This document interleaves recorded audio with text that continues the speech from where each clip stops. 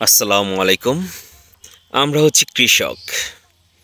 ২০২৪ সালে আমরা কৃষকরা অনেক বেশি আলু চাষ করেছিলাম। সে কারণে ২০২৫ সাল পুরো বছর আলুর দাম অনেক কম গিয়েছে।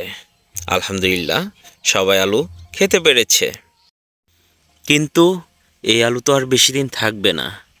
২০২৬ সালে কি খাবে মানুষ?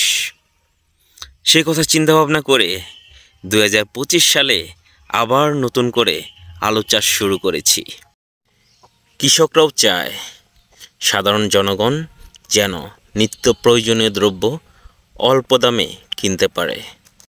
কিন্তু কৃষকরাই কি করবে?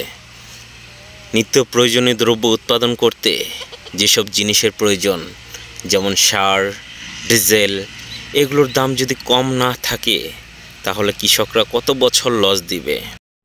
সরকার যদি এগুলোর উপরে নজর না দেয়, এগুলোর দাম না কমায়, তাহলে কৃষকরা একসময় লস খেতে খেতে পঙ্গু হয়ে যাবে। তখন উৎপাদন অনেক কমিয়ে দিবে।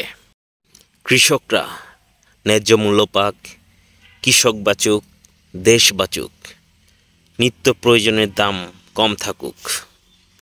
যারা কৃষকদেরকে নিয়ে তুচ্ছ তাচ্ছিল্য করেন, তারা একটা কথা মনে রাখবেন, আপনার টাকা থাকলেও খাদ্য পাবেন না, কিন্তু কৃষকের টাকা না থাকলেও সে খাদ্য ঠিকই পাবে।